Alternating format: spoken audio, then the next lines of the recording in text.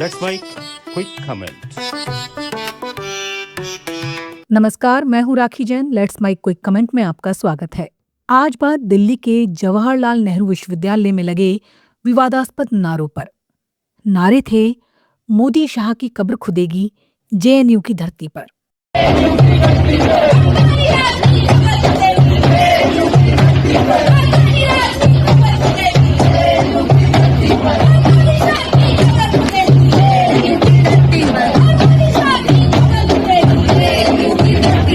भाजपा का दावा है ये उमर खालिद और शर्जिल इमाम के समर्थन में था, जबकि कांग्रेस इसे गुस्सा जाहिर करने का तरीका बता रही है।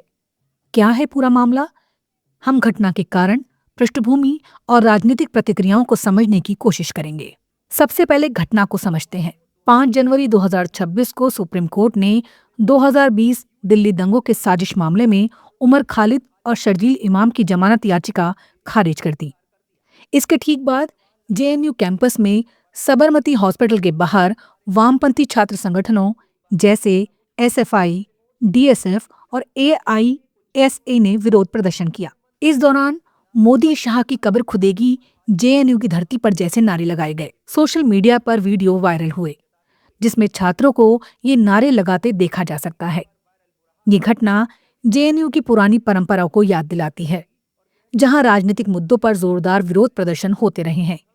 लेकिन इस बार नारों की भाषा ने विवाद को और तीखा बना दिया। अब पृष्ठभूमि पर नजर डालते हैं। उमर खालिद और शर्जिल इमाम जेएनयू के पूर्व छात्र हैं, जिन्हें 2020 के उत्तर पूर्वी दिल्ली दंगों में साजिश रचने के आरोप में गिरफ्तार किया गया था।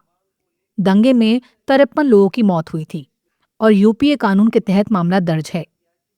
सुप्रीम कोर्ट ने कहा कि उनके खिलाफ आरोप प्रथम दृष्टया सही लगते हैं, इसलिए जमानत नहीं दी जा सकती। उमर और शर्जील के समर्थकों का तर्क है ये राजनीतिक प्रतिशोध है, जबकि सरकार इसे कानूनी प्रक्रिया बताती है।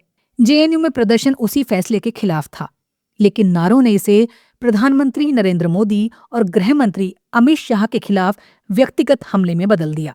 इससे पहले भी 2019 में एएमयू में हिंदुत्व की कब्र खुदेगी जैसे नारे लगे थे और दिसंबर 2025 में कांग्रेस की रैली में मोदी तेरी कब्र खुदेगी सुना गया था।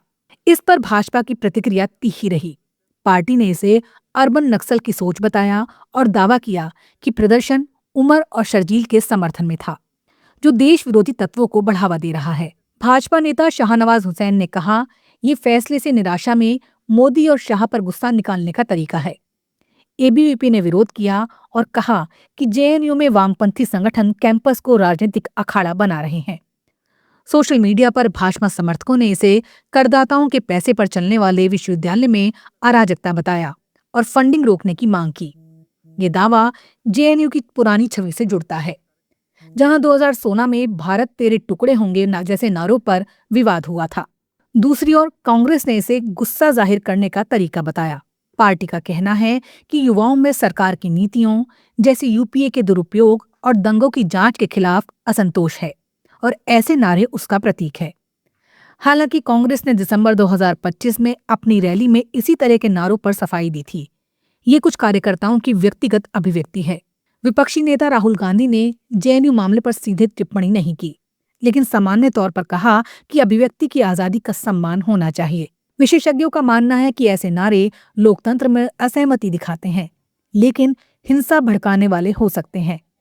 कानूनी रूप से ये आईपीसी की धारा 153A या 504 के तहत कार्रवाई के दायरे में आ सकते हैं, लेकिन जेएनयू प्रशासन ने अभी कोई कदम नहीं उठाया। इस घटना के व्यापक प्रभाव क्या हो सकते हैं? जेएनयू जैसे संस्थानों में राजनीतिक सक्रियता शिक्षा को प्रभावित कर रही है और बार बार विवाद कैंपस की छवि खराब कर रहे हैं। सोशल मीडिया पर #JNU और #अर्बन नक्सल ट्रेंड कर रहे हैं, जहां एक पक्ष इसे आजादी का दुरुपयोग बता रहा है तो दूसरा दमन का सबूत। सरकार को अब छात्रों की सुरक्षा और अभिव्यक्ति के बीच संतुलन बनाना होगा। अगर ऐसे नारे जारी रहे तो राजनीतिक ध्रुवीकरण और बढ़ सकता है।